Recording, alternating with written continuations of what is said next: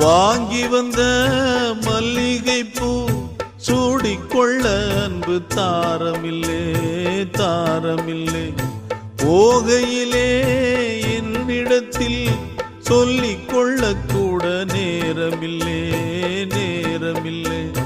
நான் பெற்ற செல்வமே சொந்தம் என்று உன்னை விட்டால் யாருமில்லை.